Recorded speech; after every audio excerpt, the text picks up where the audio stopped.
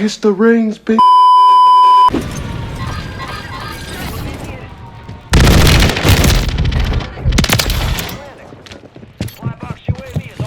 What up? What up?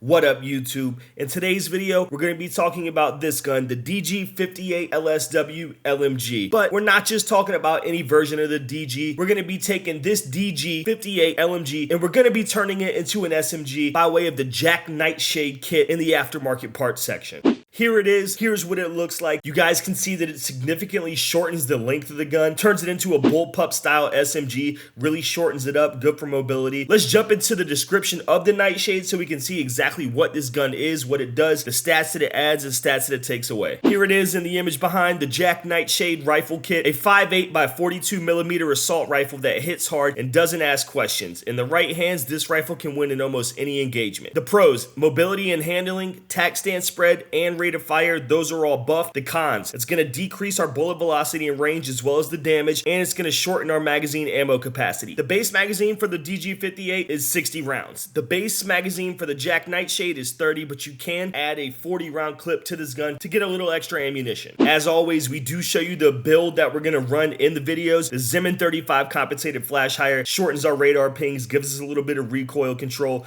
We do put on the 40 round mag in lieu of the 30 round mag. Of course, the JAK Nightshade rifle kit, that's our aftermarket part to make this whole video possible. The hardened rubber CQC butt plate, it's a pretty funny name. That's going to increase our aim down sight speed because this is a conversion of an LMG converted into what they call an assault rifle. I view it as more of an SMG, but this attachment is going to increase our aim down sight speed. It's also going to increase our aim walking speed, but it is going to take away from our recoil a little bit. The recoil is pretty manageable. We're going to get into recoil plots later. There is one flaw that I see with the recoil pattern, but it's pretty manageable for the first half of your clip. And the last attachment is the FSS last stand comb. This is also going to increase our aim down sight speed. So you can see we're trying to take some of these attachments, get this thing pretty aggressive so we can get into some close range engagements and really test this thing out, see how it can measure up against the rest of the guns in the close range meta. Now we're going to take this thing into the firing range so you guys can see this thing shoot some dummies. Then after we shoot a couple practice dummies, we are going to go over to our recoil plot wall. You know that we always like to do that. As you can see in the video behind us, this thing does shoot pretty straight. I ended up shooting 30 dummies and got about 60%, so that's more than manageable.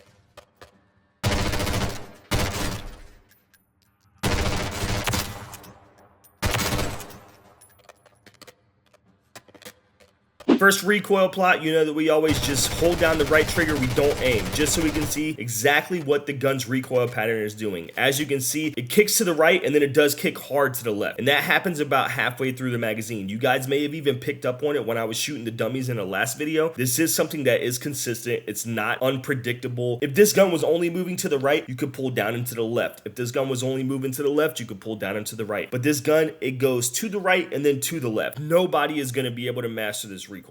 In this recoil plot, you are going to see, as drastic and crazy as the initial recoil plot does seem, you still can stack your bullets pretty tight. I know I'm not right on top of each other, but that's still in the same hitbox if you are up close.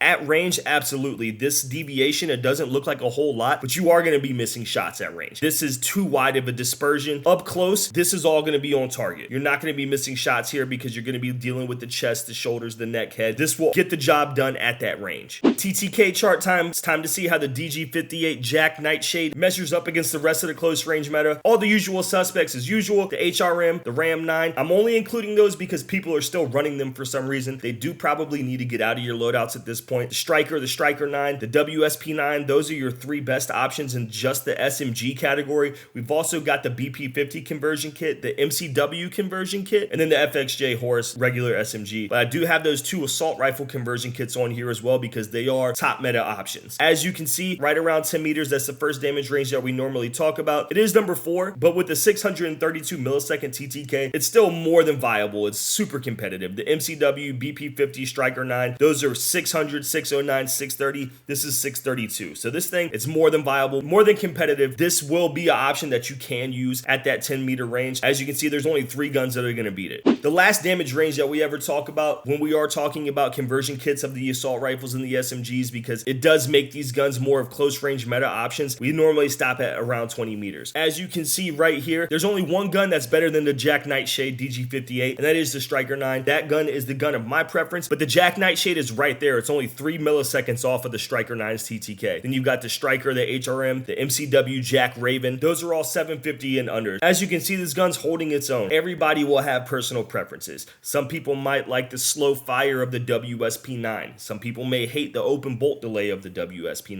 It is all personal preference when you're talking about all of these options that are so closely stacked. It really comes down to what are you going to be able to hit your shots with? What do you feel most confident in? Confidence is a big thing. How many bullets can you put on target? That's the number one thing when it comes to TTK. If you can't hit your target, this chart's TTK is irrelevant. It doesn't matter. So find a gun that works for you. Test this thing out. It may be something that you love. But now that we've covered the description, the breakdown of the Nightshade, we've covered the stats of the Nightshade, you know what time it is. It's time to get into some gameplay. We're going to take our conversion kit into a game of Rebirth. We're going to drop in, see if we can get the dub. We are almost batting 1,000 when it comes to getting the dub. We've only missed out on one opportunity so far, but here it is. Gameplay time. Rebirth Island, JAK Nightshade DG58 conversion kit. Let's get it. Now, make the most of it.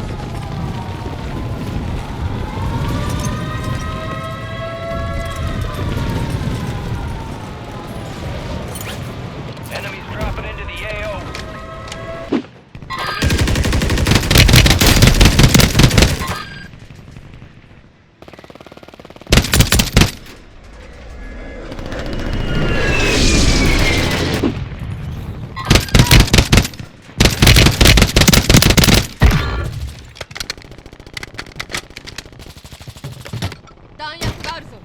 All squad members are in the safe zone.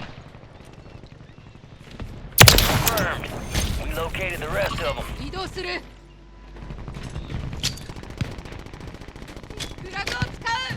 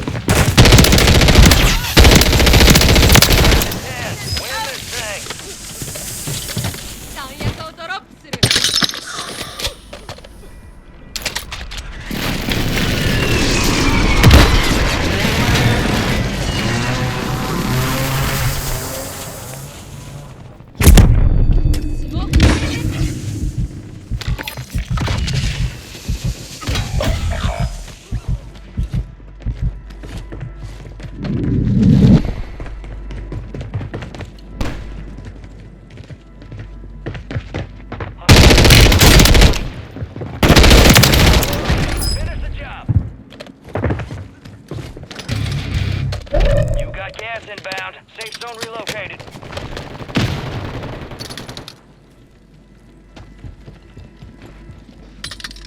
Takes more than that to put me down.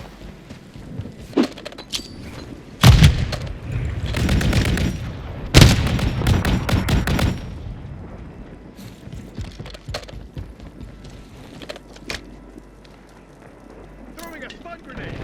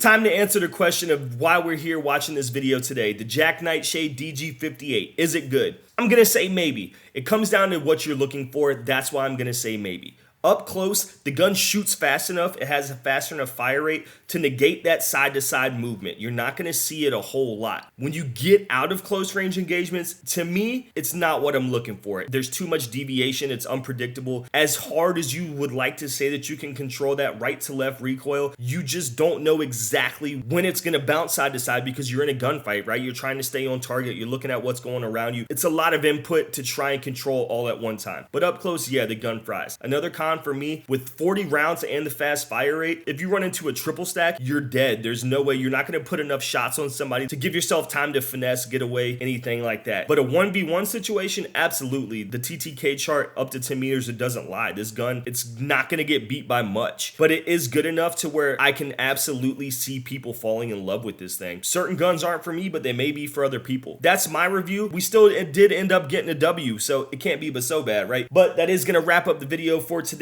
Let me know what you guys think about this gun down in the comments below. Did you try it out? Did you love it? Did you hate it? Do you prefer the regular DG58 as the LMG option and then prefer to pick a different gun as your SMG? As always, we do appreciate you guys' support. We appreciate you stopping by here at Royal Warzone. We love you guys. Don't hesitate to hit the like button and subscribe to the channel to stay up to date with all things COD Warzone. You know we got your information covered for you guys. Oh, and don't forget to Kiss the rings, bitch.